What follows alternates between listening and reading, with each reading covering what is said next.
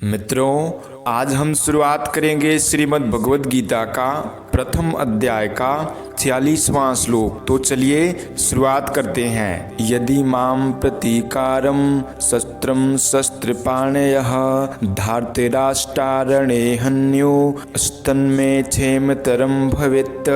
अर्थात अर्जुन कहते हैं, अगर ये हाथों में शस्त्र अस्त्र लिए हुए धृतराष्ट्र के पक्षपाती लोग युद्ध भूमि में सामना न करने वाले तथा शस्त्र सहित मुझे मार भी दें तो वह मेरे लिए बड़ा ही हितकारक होगा। यदि माम क्षेम तरम भवेत। मित्रों, अर्जुन कहते हैं कि अगर मैं युद्ध से सर्वथा निवृत्त हो जाऊंगा तो शायद ये दुर्योधन आदि भी युद्ध से निवृत्त हो जाएंगे।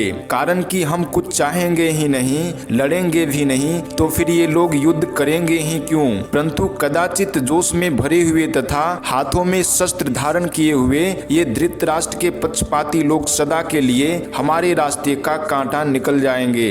हमारे रास्ते का कांटा निकल जाए, वैरी समाप्त हो जाए, ऐसा विचार करके सामना न करने वाले तथा शस्त्र रहित मेरे को मार भी दें तो उनका वह मारना मेरे लिए हितकारक ही होगा।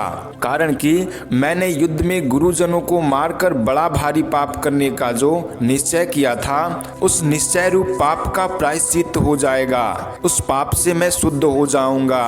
तात्पर्य है कि मैं युद्ध नहीं करूंगा तो मैं भी पाप से बचूंगा और मेरे कुल का भी नाश नहीं होगा। मित्रों, जो मनुष्य अपने लिए जिस किसी विषय का वर्णन करता है उस विषय का उसके स्वयं पर असर पड़ता है। अर्जुन ने भी जब शोकाविष्ट होकर 28वें श्लोक से बोलना आरंभ किया तब वे उतने शोकाविष्ट नहीं थे जितने वे अब शोकाविष्ट हैं। पहले अर्जुन युद्ध से उपरत नहीं हुए, पर शोकाविष्ट होकर बोलते बोलते अंत में वे युद्ध से उपरत हो जाते हैं और बाण सहित धनुष का त्याग करके बैठ जाते हैं। भगवान ने यह सोचा कि अर्जुन के बोलने का वेग निकल जाए तो मैं बोलूं, अर्थात बोलने से अर्जुन का शोक बाहर आ जाए, भीतर में कोई शोक बाकी न रहे, तभी मेरे वचनों का उस पर असर होगा। अतः भगवान बीच में कुछ नहीं बोले।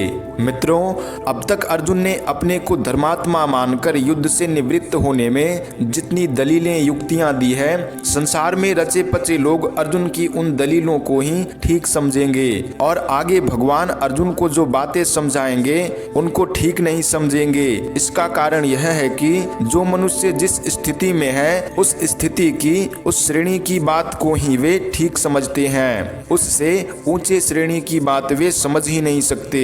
अर्जुन के भीतर कौटुंबिक मोह है और उस मोह से आविष्ट होकर ही वे धर्म की, साधुता की बड़ी अच्छी अच्छी बातें कह रहे हैं। अतः जिन लोगों के भीतर कौटुंबिक मोह है उन लोगों को ही अर्जुन की बातें ठीक लगेंगी। परंतु भगवान की दृष्टि जीव के कल्याण की तरफ है कि उसका कल्याण कैसे हो। भगवान की इस ऊंची श्रेणी की दृष्टि को वे लोग समझ ही नहीं सकते।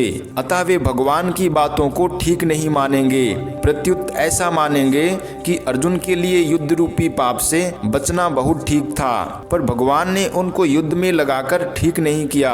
वास्तव में भगवान ने अर्जुन से युद्ध नहीं कराया है, प्रत्युत उनको अपने कर्तव्य का ज्ञान कराया है। युद्ध तो अर्जुन को कर्तव्य रूप से स्वतः प्राप्त हुआ था, अतः युद्ध का विचार तो अर्जुन का खुद का ही था। वे स्वयं ही युद्ध में प्रवृत्त हुए थे, तभी वे भगवान को निमंत्रण देकर लाए थे, परंतु उस विचार को अपनी बुद्धि से अनिष्टकारक समझकर वे युद्ध से विमुख हो रहे थे, अर्थात अपने कर्तव्य के पालन से हट रहे थे। इस पर भगवान ने कहा कि यह जो तू युद्ध नहीं करना चाहता है यह तेरा मोह है, अतः समय पर जो कर्तव्य स्वतः प्राप्त हुआ है उसका त्याग करना उचित नहीं है। मित्रों, कोई बद्री नारायण जा रहा था, परंतु रास्ते में उसे दिशा भ्रम हो गया, अर्थात उसने दक्षिण को उत्तर और उत्तर को दक्षिण समझ लिया, अतः वह बद्री नारायण की तरफ न चलकर उल्टा चलने लग गया। सामने से उसको एक आदमी मिल गया। उस आदमी ने पूछा कि भाई कहाँ जा रहे हो? वह बोला बद्री नारायण। वह आदमी बोला कि भाई बद्री नारायण इधर नहीं है, उधर है, आप तो उल्टे जा रहे हैं। अतः वह आदमी उसको बद्री नारायण भेजने वाला नहीं है, किंतु उसको दिशा का ज्ञान कराकर ठीक रास्ता बताने वाला है। ऐसे ही भगवान ने अर्जुन को अपने कर्तव्य का ज्ञान कराया है, युद्ध नहीं कराया है। स्वजनों को देखने से अर्जुन के मन में यह बात आई थी कि मैं युद्ध नहीं करूंगा, पर भगवान का उपदेश सुनने पर अर्जुन ने ऐसा नहीं कहा कि मैं युद्ध नहीं करूंगा, किंतु ऐसा कहा कि मैं आपकी आज्ञा का पालन करूंगा, अर्थात अपने कर्तव्य का पालन करूंगा।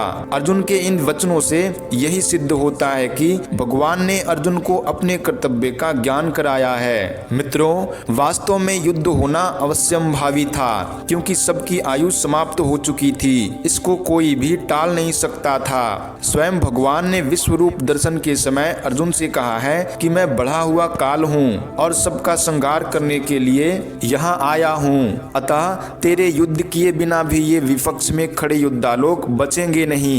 इसलिए यह नरसंहार अवश्यंभावी होनहार ही था। यह नरसंहार अर्जुन युद्ध न करते तो भी होता। अगर अर्जुन युद्ध नहीं करते तो जिन्होंने माँ की आज्ञा से द्रौपदी के साथ अपने सहित पांचों भाइयों का विवाह करना स्वीकार कर लिया था, वे युधिष्ठिर तो माँ की युद्ध करने की आज्ञा से युद्ध अवश्य करते ही। भीमसेन भी युद्ध से कभी पीछे नहीं हटते, क्योंकि उन्होंने कौरवों को मारने की प्रतिज्ञा कर रखी थी। द्रौपदी ने तो यहाँ तक कह दिया था कि अगर मेरे पति पांडव कौरवों से युद्ध नहीं करेंगे तो मेरे पिता द्रुपद, भाई धृष्टद्युम्न और मेरे पांचों पुत्र तथा अभिमन्यु कौरवों से युद्ध करेंगे।